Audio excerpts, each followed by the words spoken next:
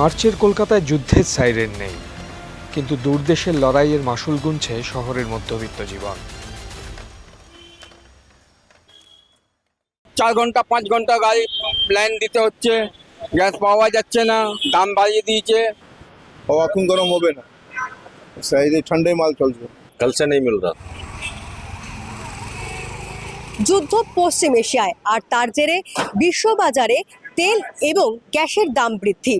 দেশের একাধিক শহরে বাণিজ্যিক গ্যাসের দাম বাড়তে শুরু করেছে, আর তাই মাথায় হাত পড়েছে অটোরিকশা চালক এবং রেস্তোরাঁ মালিকদের।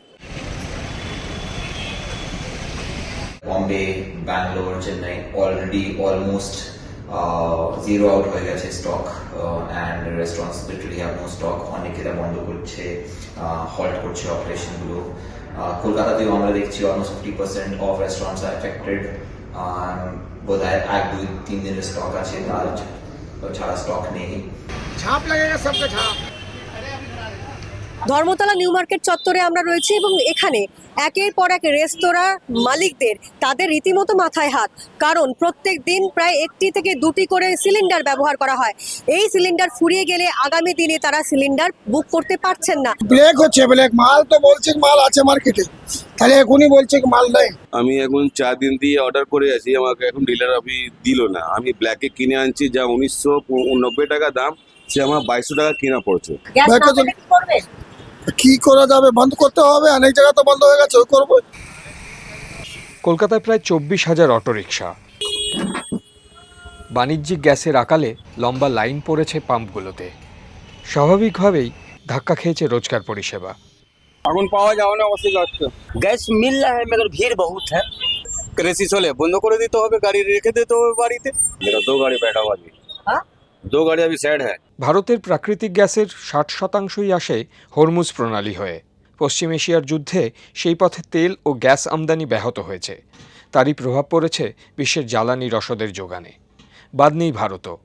দেশের এলপিজি ডিস্ট্রিবিউটর ফেডারেশন যদিও আশ্বস্ত করছে ভারতে কোনো গ্যাসের সংকট নেই। मेरे हिसाब से कोई क्राइसिस नहीं है, नॉर्मल सप्लाई चल रही है पूरे हिंदुस्तान भर के अंदर।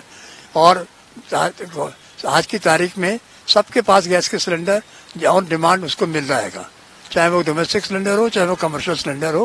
ये एक एप्रीहेंशन लोगों के दिमाग में आ गई थी कि भाई सप्लाई, ये लड़ाई चल रही है, उसके चलते शॉर्टेज ना हो जाए।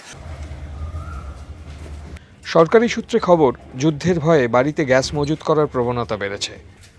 আপনার হয়নি 24 দিন, ওই গ্যাসটা নিয়ে 24 দিন হয়েছে হয়নি। যারা 55 দিন অন্তর অন্তর গ্যাস বুক করতেন, তারা এখন 15 দিনেই বুকিং সেরে নিচ্ছেন। বাড়তি এলপিজি মজুত এবং কালোবাজারি বন্ধ করার উদ্যোগ নিয়েছে ভারত সরকার। ঘরোয়া ব্যবহারের এলপিজির বুকিং সময়সীমা 21 দিন থেকে বাড়িয়ে 25 দিন করা হয়েছে। দেশের তেল শোধনাগারগুলিকে এলপিজি উৎপাদন বাড়ানোর নির্দেশ দিয়েছে পেট্রোলিয়াম মন্ত্রক। সেই বাড়তি উৎপাদনকে ঘরোয়া ব্যবহারের জন্য নির্দিষ্ট করার কথাও বলা হয়েছে। কিন্তু শুধু বাড়ির রান্নাঘরে গ্যাসের যোগান চালু থাকলেই যে মধ্যবিত্ত জীবন নিশ্চিন্ত, সেরকম নয়। কলকাতার অনেক মানুষই দিনরাতের খাওয়ার জন্য নির্ভর করে থাকেন হোটেল রেস্তোরাঁর উপর। বাণিজ্যিক গ্যাস সংকট বিপদে ফেলেছে সেই সব মানুষদের। শুধু কলকাতা নয়, মুম্বাই, বেঙ্গালুরু, দেশের একাধিক শহরের রেস্তোরাঁ ব্যবসাতেই একই পরিস্থিতি। রেস্তোরাঁগুলোর দাবি খতিয়ে দেখতে একটি বিশেষ কমিটি গঠন করেছে পেট্রোলিয়াম এবং প্রাকৃতিক গ্যাস মন্ত্রক। আমরা from the association point of view একটা চিঠি করেছি মিনিস্ট্রিকে কি hotels and restaurants should be considered as essential service because they are as important for the economy.